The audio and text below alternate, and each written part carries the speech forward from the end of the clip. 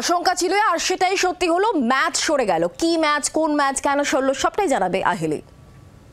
একেবারে শুক্রা, এই আশঙ্কাটা ছিল যে 6ই এপ্রিল রামনবমী থাকায় সেদিন কলকাতার ইডেন গার্ডেন স্টেডিয়ামে সেদিন কলকাতা আর লখনৌর ম্যাচ হওয়ার সম্ভাবনা ক্ষীণ। এ কথা আগেই জানানো হয়েছিল লালবাজারের তরফ থেকে সিএবিকে। 6ই এপ্রিল রামনবমী রয়েছে, সেই জন্য পুলিশ প্রোটেকশন পর্যাপ্ত পরিমাণে দেওয়া সম্ভব নয়।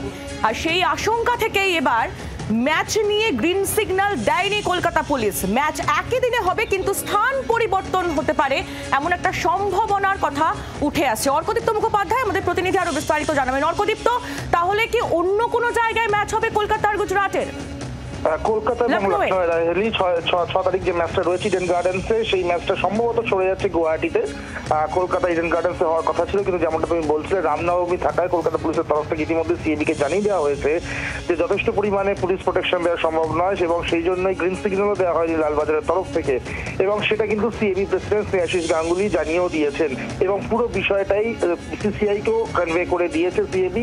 এখন বিসিসিআই তরফ থেকে সরকারিভাবে ঘোষণা করা বাকি রয়েছে। তবে যে খবর আমার সূত্র মারফত পাচ্ছি যে এই ম্যাচ সরে যেতে চলেছে গুয়াহাটিতে, অর্থাৎ দিন পরিবর্তন হচ্ছে না, ম্যাচের দিন একই থাকছে, 6ই এপ্রিলই থাকছে, কিন্তু ম্যাচের ভেন্যু চেঞ্জ হয়ে যাচ্ছে। ভেন্যু কলকাতা বদলে যাচ্ছে গুয়াহাটি।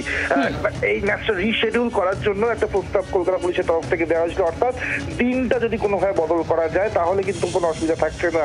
কিন্তু দিন বদল সম্ভবত সম্ভব হচ্ছে না, কারণ যেরকম ঠাসা আইপিএল এর ক্রীড়াসূচি বা ম্যাচের সূচি রয়েছে সেখানে দিন বদল করা সম্ভব হয়তো হচ্ছে না। তাই জন্যই ভেন্যু বদলই হতে চলেছে, কলকাতা থেকে সরে যেতে চলেছে গুয়াহাটিতে। আইলি, একেবারে ধন্যবাদ তোমার অর্কদীপ্ত। অর্কদীপ্ত মুখোপাধ্যায় আমাদের প্রতিনিধি ছিলেন আমাদের সঙ্গে টেলিফোন লাইনে। এবার আপনাদের শোনাবো এই গোটা ঘটনা নিয়ে শ্রমিক ভট্টাচার্য, বিজেপি নেতা, তিনি কি বলেছেন শুনুন। রামনবমীর সঙ্গে ক্রিকেটের কি সম্পর্ক আছে? 70% মানুষের আবেগকে তো আপনি আহত করতে পারেন না। বাঙালি ক্রিকেটও দেখে, বাঙালি রামনবমীর মিছিলেও যায়, দুটোই একসঙ্গে চলতে পারে। আজকে পুলিশের অবস্থান প্রমাণ করে দিচ্ছে এই মুহূর্তে পশ্চিমবঙ্গের পরিস্থিতি কি অবস্থায় আছে। যদি আসামে ক্রিকেট ম্যাচ চলে যায় তো আসামে রামনবমী হবে না? কোন রাজ্যে আমরা বাস করছি? এখন পশ্চিমবঙ্গের প্রকৃত অবস্থা কি, পুলিশের অবস্থানই সেটা প্রমাণ করে দিচ্ছে। বাংলার আওয়াজ, বাঙালির আবেগ, জি 24 ঘন্টা।